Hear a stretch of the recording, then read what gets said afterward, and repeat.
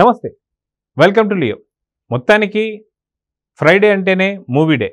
ఈరోజు రిలీజ్ అయినటువంటి ఒక మ్యాడ్ స్క్వేర్ కావచ్చు, అదేవిధంగా రాబిన్ హుడ్ కావచ్చు.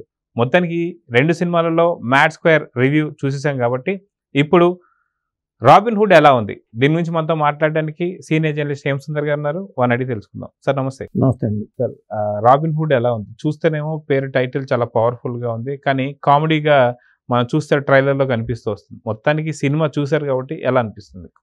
అంటే రాబిన్ హుడ్ అంటేనే దొంగ అనేది మనకు అర్థం. అక్కడే కథ కనిపిస్తుంది. అంటే దొంగ, కొండవీడి దొంగ ఎలాగో అలాగే కిక్ సినిమాలో రవితేజ పాత్ర అనాథల కోసం దొంగగా మారిన ఒక హీరో కథగా చెప్పాల్సి వస్తుంది. అంటే ఆ రుద్రకొండ అనే గ్రామంలో 3 పాత్రలు కలుసుకుంటాయి.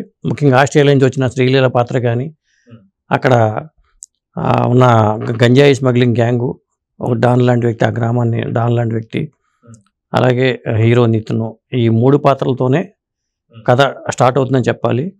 ఇక ఆ కథ ట్రావెల్ అవుతూ వెళ్తూ ఉంటుంది. అంటే కామెడీ సన్నివేశాలు పెట్టుకుంటూ ఎంటర్టైన్ చేద్దాం అనుకునే కథే. స్క్రీన్ ప్లే పరంగా వీక్గా ఉండటం వల్ల కథ రక్తి కట్టడంలో మాత్రం కొంత ఫెయిల్ అయిందని చెప్పాల్సి వస్తుంది.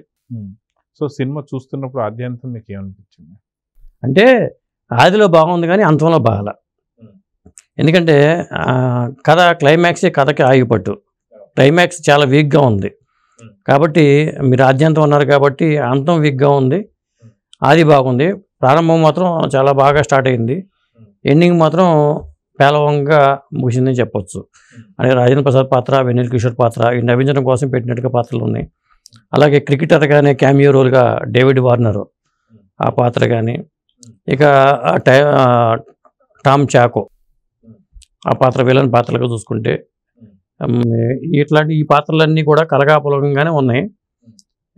అంటే ఏదో చేద్దాం భీష్మతో అతను మంచి వెంకకుడుములా మంచి సినిమా చేశాడు అనుకోవాలి. అలాగే చాలా కాలం తర్వాత మళ్ళీ చేసిన ఈ ప్రయత్నం అయితే రాబిన్ హుడ్ టైటిల్ పరంగా రాబిన్ హుడ్ కాబట్టి ఫిక్స్ అయిపోతారు జనం. ఏదో దొంగ అనేది ఫిక్స్ అయిపోతారు.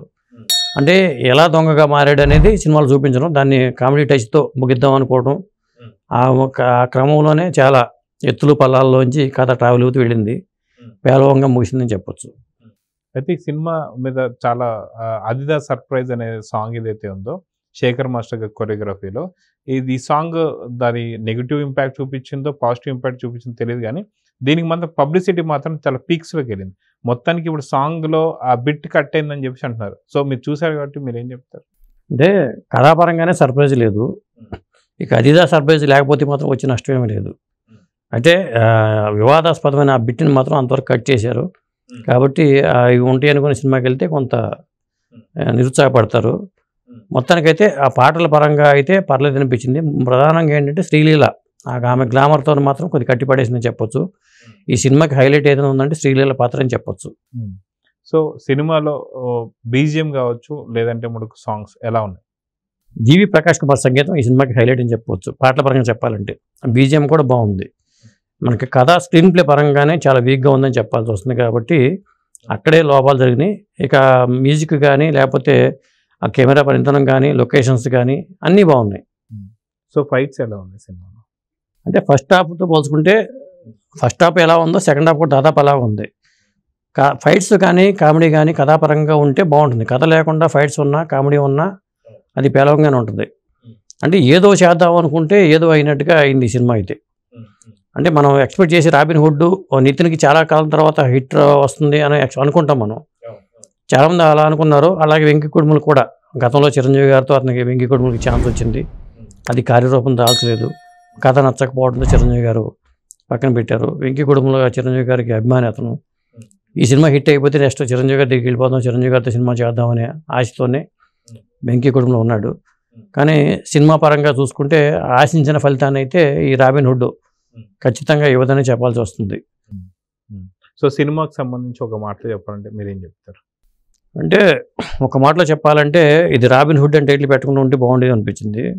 అంటే రాబిన్ హుడ్ అని టైటిల్ పెట్టుకుంటే ఏదేదో ఊహించుకుంటాము, క్లైమాక్స్ కూడా ఒక రేంజ్లో ఊహించుకుంటాం.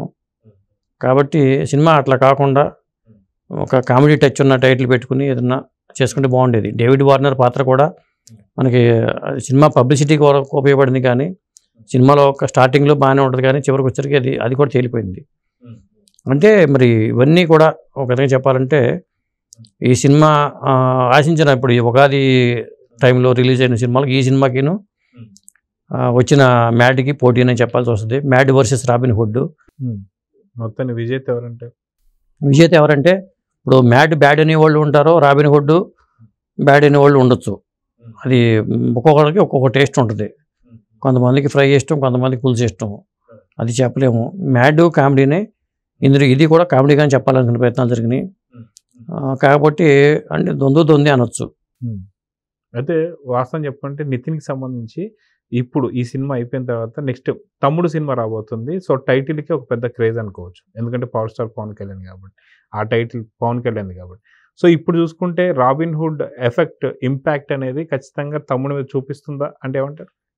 అంటే ఆల్రెడీ ఫిక్స్ అయిపోయారు. నితిన్కి ఒక హిట్ వచ్చుంటే బాగుండేది.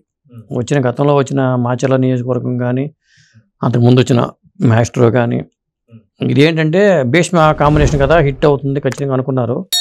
కానీ ఆ రేంజ్ అయితే సినిమాకి రాలా. ఇప్పుడు యావరేజ్ రేంజ్లోనే మిగిలిపోతుంది కానీ రాలేదు. కాబట్టి తమ్ముడి మీదే అంచనాలు పెట్టుకోవాల్సిందే. ఎందుకంటే ఆ power star Pawan Kalyan cinema పేరుతో వస్తున్న తమ్ముడు, అతను కూడా పవన్ కళ్యాణ్ అంటే అభిమానం. కాబట్టి బహుశా ఆ పేరుతోనే ఈ సినిమా రాబోతుంది ఈ తమ్ముడు. ఇక తమ్ముడి మీద పెట్టుకోవాల్సిందే ఆశలు, కానీ ఇది వేరే దాని మీద లేవు. అతనికి హిట్ వస్తే మాత్రం కొద్దిగా నిలబడతాడు. కాకపోతే పాత్రల పరంగా నితిన్ చేయాల్సింది ఏంటంటే రొటీన్ పాత్రలని, ఆ ఒకే తరహా పాత్రలని ఎంచుకోవడం కూడా తప్పే. పాత్రల పరంగాను నటన పరంగాను కొద్ది వేరియేషన్ చూపించుకుంటే ఖచ్చితంగా అతని కెరీర్కి ప్లస్ అవుతుంది. సో ఓవరాల్గా రేటింగ్ ఏమి ఇస్తారు ఈ సినిమాకి? నేనైతే 5కి 2.5 ఇస్తానండి రేటింగ్. అది ఇప్పుడు ఎందుకంటే అది మ్యాడ్ సినిమా కావచ్చు, ఇటు రాబిన్ హుడ్ కావచ్చు, ఈ రెండు ఏంటంటే ఉగాది సందర్భంగా రిలీజ్ అయిన డబ్బింగ్ సినిమాలు దాటికి ఇవి నిలబడతాయా లేదా అనేది ఈ 2-3 రోజులు తెలియాలి. సో చూద్దాం సార్. మొత్తానికి రాబిన్ హుడ్ కావచ్చు, అటు మ్యాడ్ స్క్వేర్ కావచ్చు, తమిళ సినిమాల ప్రభావానికి కానీ తాకిడికి తట్టుకుంటే లేదో చూద్దాం మరి. నమస్తే.